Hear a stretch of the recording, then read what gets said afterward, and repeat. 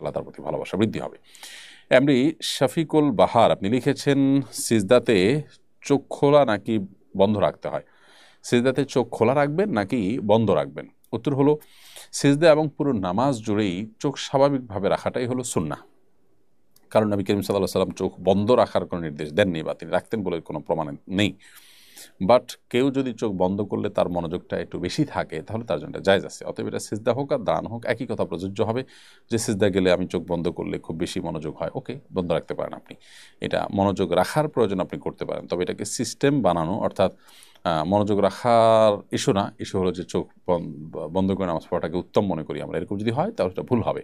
কারণ কোনো কোনো বর্ণনা ইয়াহুদিরা এটি করেন। হ্যাঁ, মনোযোগের প্রয়োজনে যদি হয় তাহলে সেটা তো ভিন্ন একটা যৌক্তিক কারণ, ভ্যালিড কারণ আছে, সেই কারণের ভিত্তিতে আপনি চোখ বন্ধ করে নামাজ পড়তে পারেন।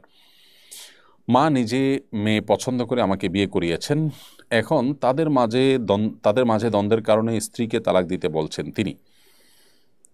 তাদের বুঝিয়েও কোনো কাজ হয়নি, এমত অবস্থায় ঝগড়া মিটাতে মায়ের বিরুদ্ধে গিয়ে স্ত্রীকে নিয়ে শহরে চলে এলে কি আমার গুনাহ হবে? দেখুন, মা এবং আপনার স্ত্রী, আপনার মা আপনার স্ত্রীর মধ্যে যদি বোঝাপড়ার গরমিল হয় এবং তাদের মধ্যে যদি মনোমালিন্য হয়, মতপার্থক্য হয়, তাহলে সেক্ষেত্রে সেটাকে মিটমাট করার জন্য আপনি চেষ্টা করবেন, আপনার চেষ্টা করুন, আপনার মাকে বোঝাবেন, আপনার স্ত্রীকে বোঝাবেন, দুই পক্ষকে এক করার চেষ্টা করবেন এবং তাদের মধ্যকার যে টানাপোড়েন আছে সেটাকে বন্ধ করার জন্য আপনি মাঝখানে থেকে আপ্রাণ চেষ্টা করবেন।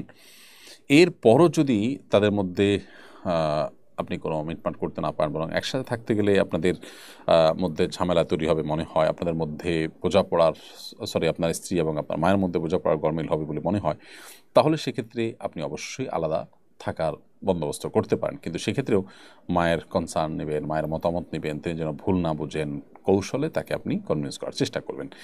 কারণ আল্লাহর অবাধ্য হয়ে যাওয়ার আশঙ্কা থাকলে, গুনাহে লিপ্ত হয়ে যাওয়ার আশঙ্কা থাকলে অবশ্যই আপনি আলাদা হওয়ার সুযোগ আছে। বৈষম্য বিরোধী আন্দোলনের সময় পুলিশ একসাথে অনেকগুলো লাশ পুড়িয়ে দিয়েছেন, এ ধরনের নির্বিচার হত্যাপূর্বক লাশ পুড়িয়ে দেওয়ার শাস্তি কী হওয়া উচিত? এ ধরনের অপরাধের শাস্তি বিষয়ে ইসলামের ভাষ্য কী?